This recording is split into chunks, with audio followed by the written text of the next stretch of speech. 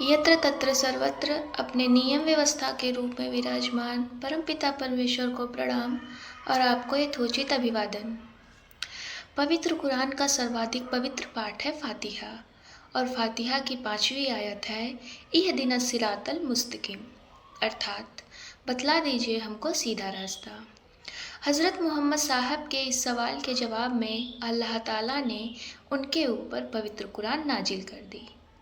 पवित्र कुरान यानी कि अल्लाह ताला की हिदायतों की एक ऐसी आखिरी ज्ञान की किताब जिसकी आयतों से ही सभी इस्लाम धर्म प्रेमियों को अपनी इंसानी ज़िंदगी सजानी संवारनी है। कहने का मतलब है कि हर मुसलमानों को पवित्र कुरान की आयतों के आधार पर ही अपने मनुष्य जीवन को स्वस्थ, सुंदर और सार्थक बनाना है। जिसका मतलब है कि पवित्र कुरान की आयतें, हिदायतें मुसलमानों के लिए अल्लाह ताला की तरफ से अर्ज नहीं, फ़र्ज है। किसी भी इस्लाम धर्म प्रेमी के लिए यह एक बड़ा सवाल हो सकता है और होना भी चाहिए कि वह अपने मनुष्य जीवन को स्वस्थ, सुंदर और सार्थक बनाने की शुरुआत कहाँ से करे, कैसे करे, क्योंकि हेल्दी, ब्यूटीफुल और मीनिंगफुल लाइफ तो सबकी ज़रूरत है ना।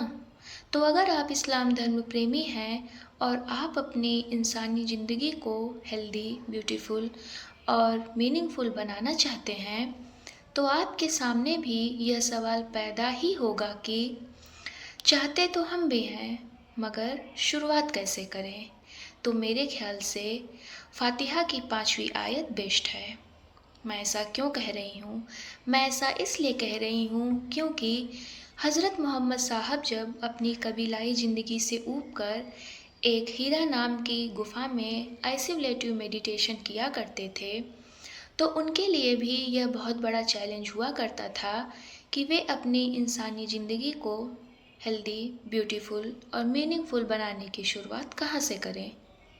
हालांकि हज़रत मोहम्मद साहब को तो खुदा ने मुस्तफ़ा बना दिया और उनकी ज़िंदगी को सजाने संवारने के लिए हज़रत जिब्राइल की ड्यूटी लगा दी और हज़रत जिब्राइल ने हज़रत मोहम्मद साहब का जीवन स्वस्थ, सुंदर और सार्थक बना दिया।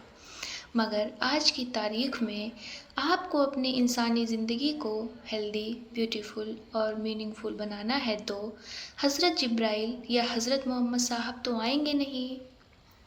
आपको तो अपने ही बलबूते पर अपनी इंसानी ज़िंदगी को हेल्दी, ब्यूटीफुल और मीनिंगफुल बनाना पड़ेगा, वो भी पवित्र कुरान की हिदायतों के सहारे।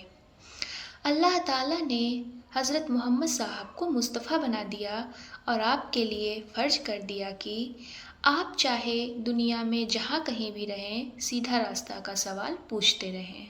क्योंकि आजकल 26वीं शताब्दी चल रही है, तो आपके सामने सीधा रास्ता का सवाल 7वीं शताब्दी से रिलेटेड तो होगा नहीं, मगर शताब्दी चाहे कोई भी हो, सीधा रास्ता का सवाल तो हर टाइम पर रहेगा ही रहेगा। अगर आप इस्लाम धर्म प्रेमी हैं, तो फातिहा की 5वीं आयत को पढ़ लेने भर से आप अपने इंसानी ज़िंदगी को हेल्दी, ब्यूटीफुल और मीनिंगफुल नहीं बना पाएंगे। अगर आप चाहते हैं कि आपका मनुष्य जीवन स्वस्थ, सुंदर और सार्थक बन जाए, तो आपके लिए यह ज़रूरी हो जाता है कि आप भी अपने घर को हीरा गुफा मानकर हज़रत मोहम्मद साहब की तरह से आइसोलेटिव मेडिटेशन करके खुदा से सीधा रास्ता का सवाल पूछें और फिर एक दिन आपको भी खुदाई रहमत हासिल हो जाएगी। यानी कि आप भी सीधा रास्ता के सवाल का जवाब ठीक उसी तरह से हासिल कर लेंगे जैसा कि हज़रत मोहम्मद साहब ने हासिल किया था। कहने का मतलब यह है कि सीधा रास्ता का सवाल आपको ही पूछना होगा और यह पता लग जाने पर कि आपके लिए सीधा रास्ता क्या हो सकता है, आपको ही चलना होगा। सर्वशक्तिमान ईश्वर अर्थात अल्लाह ताला विषयक कुरानी स्पष्टीक्रम में आज बस इतना ही, शेष आगामी वीडियो में।